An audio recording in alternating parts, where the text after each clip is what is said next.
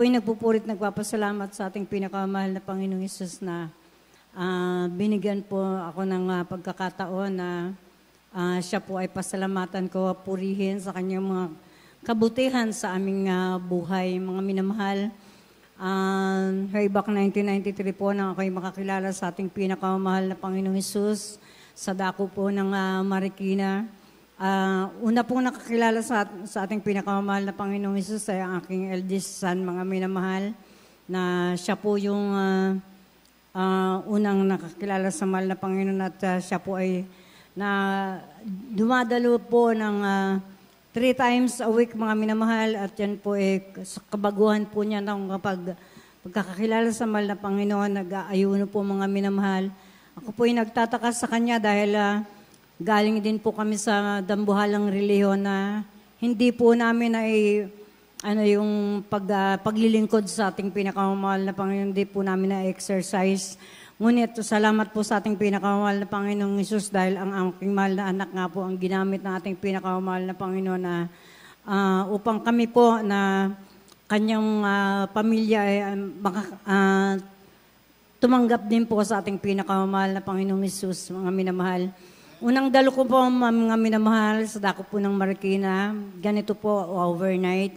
At sa kahabagan ng ating pinakamahal na Panginoong Hesus, nandyan po yung kabutihan ng mahal na Panginoon na talagang kinaumagahan po ng mag-altar call, pinalapit po yung mga baguhan at pinatanggap po yung gustong tumanggap.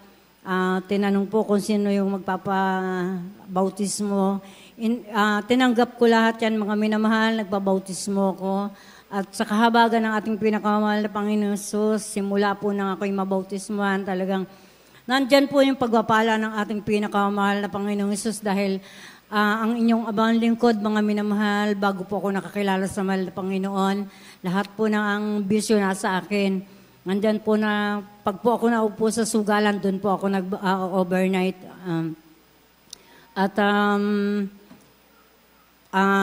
Talamak po ako sa sigarilyo, mga minamahal, dahil ako po ay nananahi sa, nagmamanicure po ako sa araw, sa gabi po nananahi ako.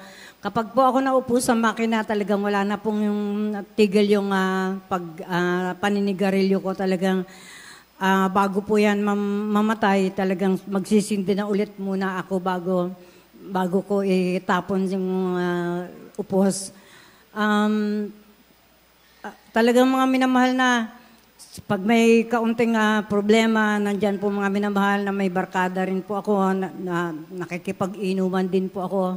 Ngunit salamat po sa ating pinakamahal na Panginoong Hesus dahil nang tanggapin ko po ang mahal na Panginoong Hesus at tanggapin ko ang bautismo sa tubig sa pangalan ng ating pinakamahal na Panginoong Hesus, yan pong mga bisyo kong yan ay tinanggal po yan ng ating pinakamahal na Panginoong Hesus. Hallelujah. Kaya pinasasalamatan ko yan sa ating pinakamahal na Panginoong Hesus dahil kung sa ganang akin, mga minamahal, kapag po ako nagkakaroon ng karamdaman, ayoko na rin pong manigarilyo. Ngunit kapag po ginawa yung pakiramdam ko, balik na naman po. Hindi po talaga kaya ng tao na magbago kung wala po ang ating pinakamahal na Panginoong Hesus. Hallelujah. Pasalamatan ko din po ang ating pinakamahal na Panginoong Hesus. Alam niyo po, mga minamahal, bago po kami nakakilala sa ating pinakamahal na Panginoon Hesus, kami po yung mahirap sa pinakamahirap. Talagang, bagamat mga minamahal, nandun kami sa kahirapan, talagang nandyan din po yung bisyo na tinatangkili ko.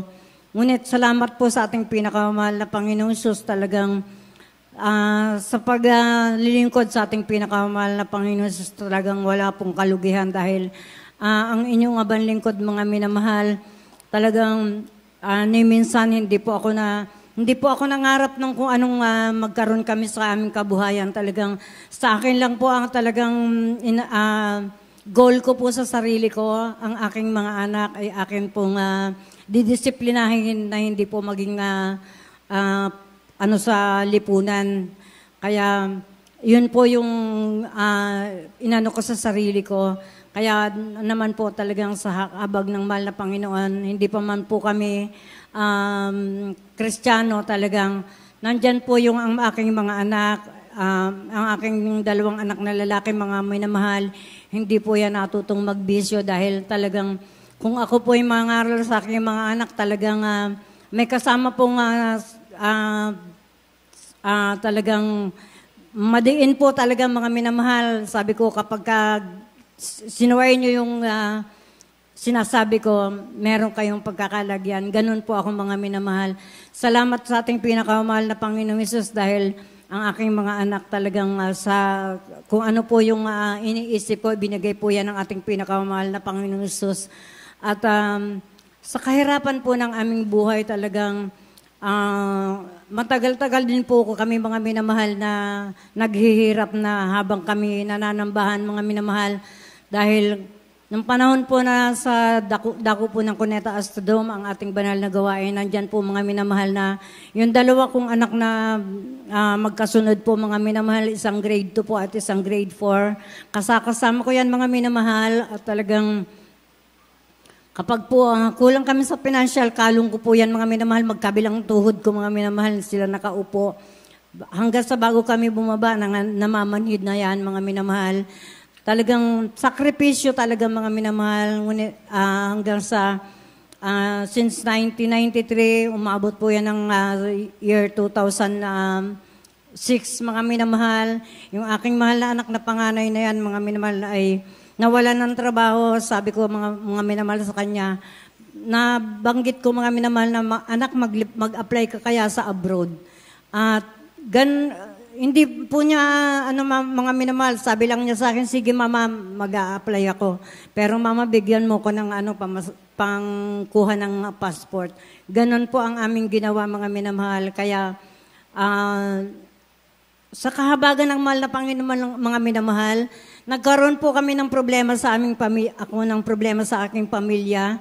Alam niyo po, nahilig po akong makinig ng radyo. At doon ko po nakarinig na nangangailangan po ng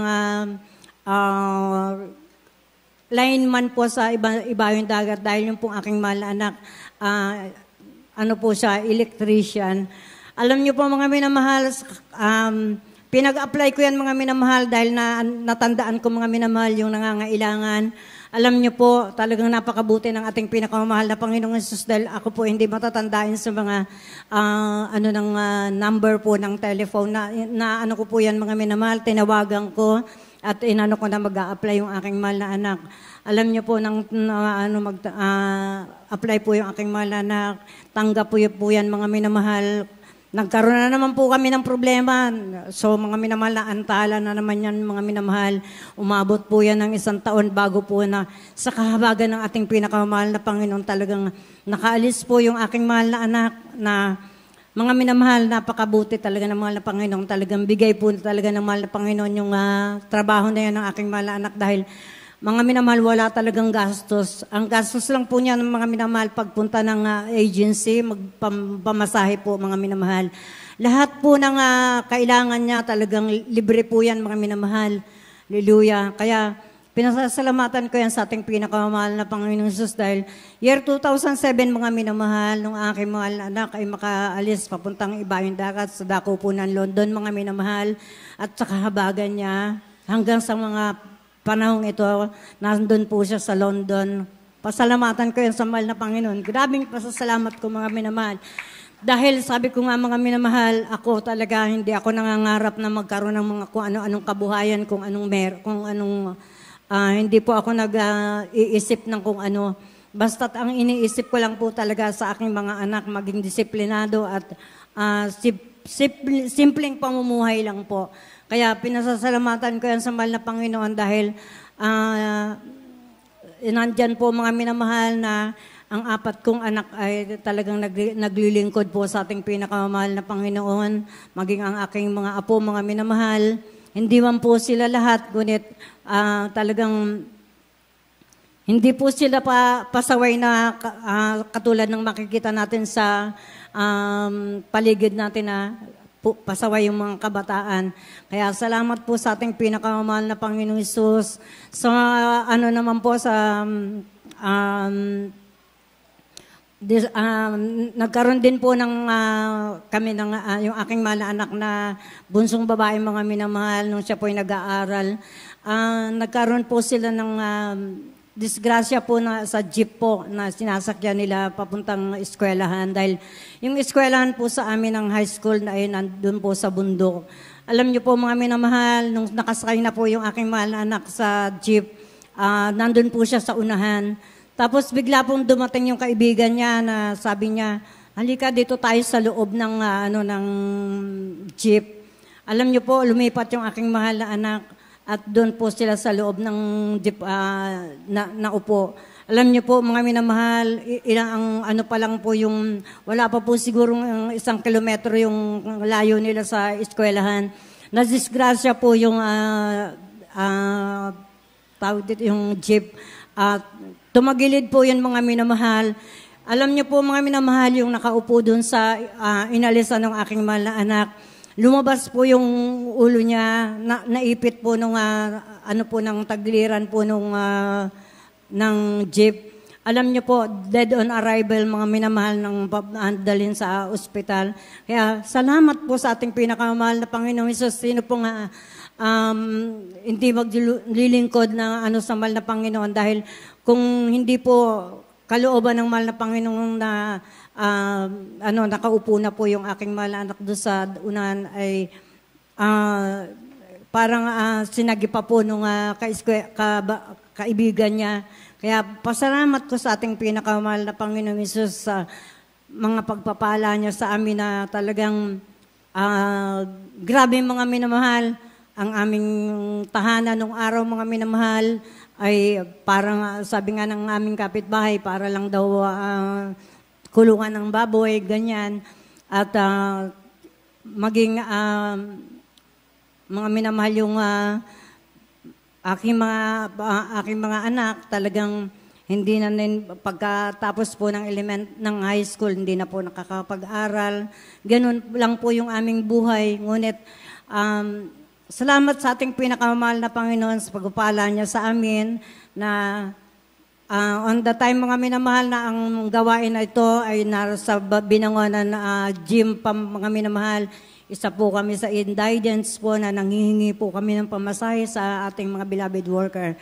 Kaya po, salamat po sa ating pinakamahal na Panginoon sa mga pagpapala niya sa amin. Talagang grabing pagpapala mga minamahal. Ang aming bahay na palitan na ng maayos na bahay. Salamat po sa ating pinakamahal na Panginoon. Ang aking mahal na anak na sa dako ng London, nandun po siya. Uuwi siya kung kailan retired na po siya. Ganon. Salamat po sa ating pinakamahal na Panginoon sa mga pagpapala niya sa amin, pinansyal, material, physical, higit sa lahat sa spiritual na pagpapala. Ang lahat po ng kapurihan at pasasalamat ay tanging sa ating pinakamamahal na Panginoong Hesus po lamang.